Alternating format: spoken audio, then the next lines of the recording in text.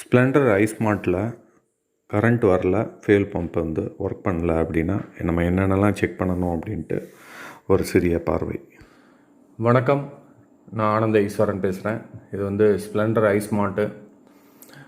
ஒரு வண்டி ஸ்டார்ட் ஆகலைன்னா நம்ம இதெல்லாம் செக் பண்ணணும் அப்படின்னு சொல்லும்போது உங்களுக்கு ஸ்டார்டிங் சம்மந்தப்பட்ட ஒரு சின்ன வயரிங் சர்க்யூட் உங்களுக்கு இந்த ஹீரோ ஐஸ்மார்ட் ஸ்ப்ளெண்டரில் உங்களுக்கு எக்ஸ்பிளைன் பண்ணலான்னு இருக்கேன்.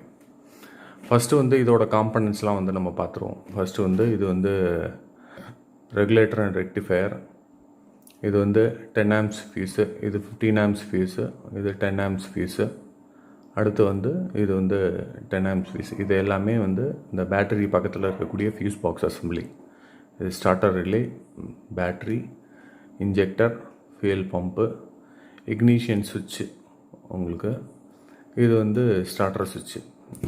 நம்ம இந்த ஸ்டார்டிங் சம்மந்தப்பட்ட விஷயங்களை மட்டும் பார்ப்போம், ஓகேங்களா. இது இக்னிஷன் காயில், இது ஸ்டேட்டர் பிளேட் அசம்பிளி, இது கிராங்க் ஷாஃப்ட் பொசிஷன் சென்சார், இது இசிஎம், ஓகேங்களா. இவ்வளோதான். இதை ஏன் நான் முதல் சொன்னேன்னா, இதை பற்றி நம்ம இடையில நான் ஒவ்வொரு காம்பனன்ட்ஸ்குள்ளேயும் நான் போயிட்டு வரும்போது இது என்ன காம்பனண்ட் அப்படின்றது உங்களுக்கு தெரியாமல் இருந்துடக்கூடாது. அதுதான் செல்ஃப் மோட்டர் இருக்குது, ஓகே, அதை நம்ம சொல்ல மறந்துட்டோம். ஓகே, இப்போ உங்களுக்கு வண்டி இந்த வண்டி பேட்ரி சப்போஸ் டெட் ஆனாலும் வண்டி ஸ்டார்ட் ஆகும் அப்படின்ற மாதிரி சொன்னாங்க. அது எப்படி அப்படின்றத நம்ம பார்ப்போம். ஃபஸ்ட்டு நம்ம பேட்டரியிலேருந்து வருவோம். இந்த பேட்டரியிலேருந்து பார்த்தீங்க அப்படின்னா ஒரு ரெட் கலர் வயர் டைரெக்டாக இங்கே ஃபியூஸ்க்கு வருது, 10 ஆம்ப்ஸ் ஃபியூஸ்க்கு வருது. இந்த 10 ஆம்ப் ஃபியூஸ் 15 ஆம்ப் ஃபியூஸ்க்கு வருது. இந்த 15 ஆம்ப்ஸ் ஃபியூஸ் இங்கே ஒன்று RR யூனிட்டுக்கு போகுது. அப்போ என்ன அர்த்தம் அப்படின்னு பார்த்தீங்கன்னா, இந்த ஒயிட் ஒயர்லேருந்து நம்மளுக்கு alternating current RR regulator and rectifier யூனிட்டுக்கு போயிட்டு உங்களுக்கு எல்லோ மீட்டருக்கு போயிடும். இன்னொன்று இந்த எல்லோ, ரெட் அண்ட் எல்லோ உங்களுக்கு சார்ஜிங் கரண்ட்டு, டிசி கரண்ட்டை ப்ரொடியூஸ் பண்ணும். அப்போ அது இந்த டிசி கரண்ட் என்ன பண்ணும், திரும்ப பேட்டரியை போய் சார்ஜ் பண்ணிடுது. ஓகே, இப்போ இந்த ரெட் அண்ட் எல்லோ டைரெக்டாக பார்த்தீங்க அப்படின்னா அந்த காம்பினேஷன் சுவிட்சுக்கு வருது. இந்த காம்பினேஷன் சுவிட்சில் இக்னிஷன் ஆன் பண்ணோம் அப்படின்னா ரெட் அண்ட் பிளாக்காக மாறுது. இந்த ரெட் அண்ட் பிளாக் எங்கே போகுது அப்படின்னா அகெயின் திரும்ப 10 ஆம்ப் ஃபியூஸ்க்கு வருது. இந்த 10 ஆம்ப் ஃபியூஸ்லேருந்து ஸ்டார்டர் ரிலேக்கெலாம் போயிடுது. இப்போ இதில் ஒரு முக்கியமான ஒரு விஷயம் என்ன அப்படின்னா, இப்போ இந்த ரெகுலேட்டர் அண்ட் ரெக்டிஃபயர் யூனிட்லேருந்து ஒரு ரெட் அண்ட் ஆரஞ்ச் ஒரு ஒயர் வரும். இது என்ன அப்படின்னு பார்த்தீங்க அப்படின்னா, உங்களுக்கு இந்த ஒயிட் ஒயர் உள்ளே போயிட்டு இந்த ரெட் அண்ட் ஆரஞ்சாக வரும். இந்த ரெட் அண்ட் ஆரஞ்சு தான் இந்த 10 ஆம்ப் ஃபியூஸ்க்கு போயிட்டு இந்த 10 ஆம்ப் ஃபியூஸ்லேருந்து ரெட் அண்ட் ஆரஞ்சு வயராக வருது, ஓகேங்களா.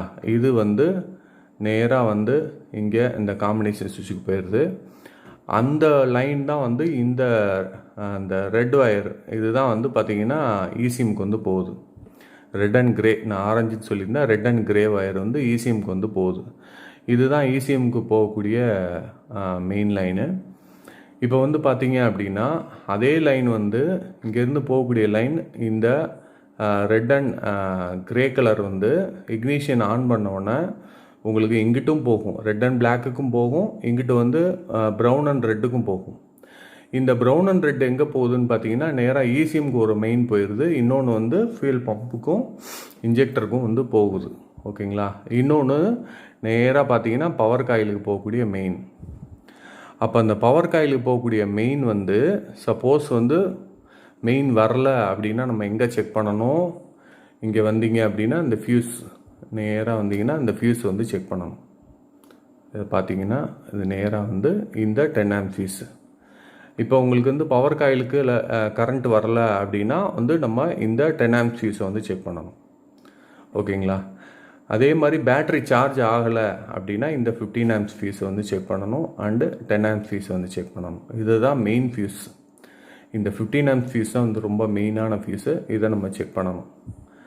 பவர் காயிலுக்கு லைன் வரல அப்படின்னா இந்த 10 ஆம்ப் சீஸ் வந்து செக் பண்ணணும். ஓகேங்களா?